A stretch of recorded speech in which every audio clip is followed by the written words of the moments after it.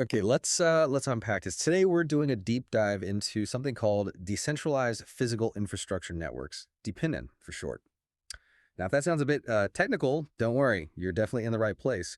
Our goal here is really to give you a clear picture of what's, well, one of the most interesting areas bubbling up right now. It's where, the crypto world actually meets the physical world. Real stuff. We think this is a pretty fundamental shift we're looking at. It could really change how basic things like our utilities, our core services actually operate. Hopefully, you'll have a few aha moments with us today. For this exploration, we've pulled together insights from some pretty solid sources: A16's Crypto, Forbes, Rapid Innovation, Compound Writing, even some academic papers. So a real mix of perspectives, from the tech side to real-world uses, even the rules and regulations stuff.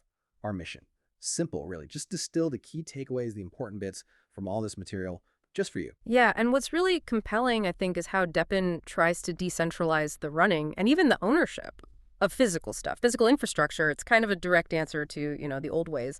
Centralized systems that can be inefficient, sometimes fragile. Think about it. The goal is building systems that are more resilient, more efficient, using blockchain, using crypto rewards as the engine. And it's pretty unique in the crypto space because unlike a lot of things that are just software, DePIN really focuses on actual hardware, stuff you can like touch and see.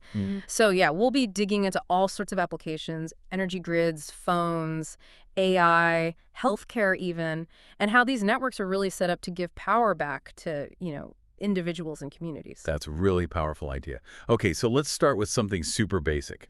Energy, we all use it every day. The sources mentioned virtual power plants, VPPs, quite a bit with the PIN. What's the deal with those? How do they sort of challenge the old energy model? Right, VPPs. Okay. So the concept is basically taking lots of smaller energy sources, think rooftop solar panels, EV chargers, maybe small wind turbines, these distributed energy resources or DERs, and combining their power, their capacity. So instead of just relying on one massive power plant somewhere, these scattered resources can work together, almost like a big, smart power plant. You can almost picture them as a network of batteries. They can soak up extra energy from the grid when there's too much, or push power back into the grid when demand spikes. Think like heat waves or peak usage times. Okay, so it makes the grid more flexible, kind of adjusts supply and demand better. And that distributed setup, I can see how that adds resilience, yeah. Could VPPs also make things like local microgrids more practical? Oh, absolutely. Microgrids are basically these self-sufficient local grids. They can disconnect from the main grid, which is huge for reliability during outages. And yeah, this is a really exciting area for DePIN, especially now with things like small modular nuclear reactors getting approvals.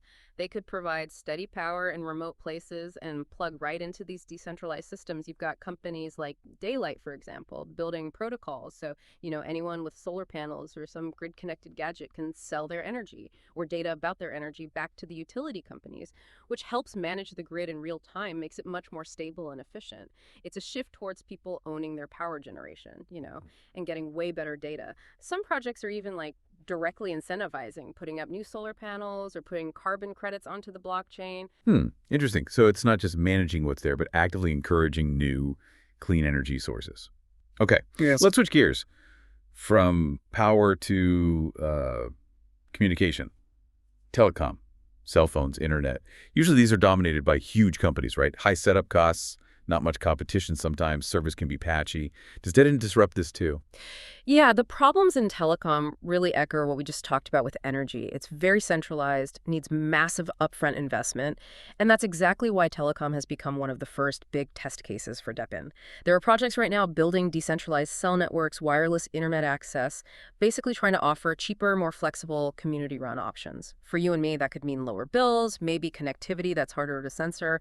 For businesses, it could mean scaling quicker, getting service into areas that were ignored before, and slashing those huge infrastructure costs because they're using hardware people already deployed in the community. Right, leveraging the crowd. Okay, so when we talk decentralized telecom, Helium comes up a lot. What's special about their approach? Why are they significant here? Helium's definitely a key player, yeah. They started out building this low power, long range network just for Internet of Things devices using something called LoRaWAN technology, basically, tech for tiny low power gadgets. But since then, they've added a 5G cellular network too. What they do is act as a mobile virtual network operator, an MZNO. So they lease network time from the big carriers, but then they smartly route traffic through their own decentralized network where possible. Makes it efficient. It's this hybrid approach, right? Lets them offer competitive phone plans while growing their own network really fast through users setting up hotspots. And another really interesting angle is fixed wireless for home internet. That can be cheaper and faster sometimes than digging trenches for fiber optic cables. It just uses a wireless link. Changes the whole cost structure, brings in more competition, hopefully. You see projects like Andrina putting antennas on rooftops for cheaper internet, or Althea. They're even building this payment system where neighbors can literally sell bandwidth to each other. Cuts out the traditional ISP entirely. Wow, okay, that completely flips the script on the usual internet provider model. So we've seen DePIN tackle established utilities, energy, telecom. But what about newer frontiers, like artificial intelligence? Is centralization a problem there too, and can DePIN help? That's a great question. Because, yes, the concentration of AI models and the computing power needed to run them, that is a big concern. Decentralized networks could make developing and using AI cheaper, more resistant to censorship, and just way more scalable. People are building marketplaces for distributing the work of training these huge AI models, the LLMs, or for running the models once they're trained. That's called inference. The key insight, I think, is how this taps into computer power that's just sitting idle out there. Power that the big cloud companies, the hyperscalers, just don't see, so potentially much lower costs. And crucially, censorship resistance. Developers don't have to worry about getting kicked off a big platform. Look at Render Network, for instance. They use idle graphics card powered GPUs from all over the world for heavy duty stuff like 3D rendering, visual effects. That really opens things up for independent artists, small studios, lowers the barrier to entry. LivePeer does something similar, but for video processing, transcoding, makes streaming cheaper. Akash is like a decentralized marketplace for general computing, CPU, memory, storage. People rent out their spare capacity. And for just pure storage, you have Filecoin. Huge decentralized network. Pay in FIL tokens to store or offer space. They're even adding AI optimizations now. Arweave is another one focused on permanent storage, the permaweb they call it. That idea of unlocking dormant power from everyday computers, that's sweet. Yeah, that's powerful. Where else is that principle useful? Maybe robotics? Or even healthcare. How does DePIN fit there? It feels like a natural extension, yeah. You've got this explosion in embodied AI that learns by interacting with the physical world, like robots. Well, DePIN could be a way to crowdsource the enormous amounts of data needed to train these future robots. You could incentivize people to do simple tasks, maybe wearing an XR headset, mixed reality to generate that crucial training data. Helps robots get closer to being truly adaptable learning agents. And in healthcare, DePIN offers this new way for people to collect, maybe even make money from, their own health data. From wearables, medical devices, whatever, could encourage healthier habits with token rewards, and maybe people could choose to sell anonymized data to researchers or insurance companies, perhaps, potentially lowering premiums or helping with big studies. Decentralized clinical trials gives individuals way more control over their health info. That's a really different way to think about data ownership. Very empowering. Okay, beyond those, what about mapping or environmental data? Things where accuracy and real-time info are key. Oh, yeah. Data capture and management is a huge space for DePIN. Mapping is a great example. Hivemapper, they're building a decentralized map. They sell dash cams. People drive around collecting street-level video and images and earn tokens for it. The idea is you get much fresher, more detailed map data than, say, Google Maps, especially outside big cities. Keeps maps more current. And for super precise location stuff, there's GeoNet. They're building this massive network using RTK technology, real-time kinematics. RTK is a GPS enhancement, gets you down to centimeter-level accuracy using fixed base stations. So this network uses special sensors, cameras, LiDAR, maybe the laser measuring tech to get that precision. People buy and set up these satellite miners to contribute data. Wow, it's kind of amazing that regular people can contribute to that level of mapping accuracy. And what about, say, climate or environmental monitoring? Yeah, similar ideas there. For climate and weather, you've got projects like WeatherXM. It's a community network. People buy and run weather stations, earn tokens based on how good their data is, gives you much more local, real-time weather info. Really useful for understanding microclimates, maybe predicting storms better. And then there's Silencio. They're building a global network just for mapping noise pollution. It uses a mobile app. You basically mine these noise coins by letting the app log noise levels around you. Super local data. This kind of detailed real-time noise map hasn't really existed before. Could be valuable for, city planning or industries trying to reduce noise. Right, so it's not just big infrastructure, but also really specific niche data collection that helps communities directly. Fascinating how varied it gets. I also saw some really unique ones mentioned. Daimo for cars, Right. Blackbird for restaurants, Shaga for gaming. Exactly, the range is really wide. Daimo is about connected cars. Lets drivers stream data from their car diagnostics, location, whatever, and earn Daimo tokens. The big vision is a user-owned platform for vehicle data. Could enable automated diagnostics, smart parking, maybe even a tamper-proof vehicle history. Blackbird is rethinking loyalty programs. It gives diners FLY tokens at restaurants.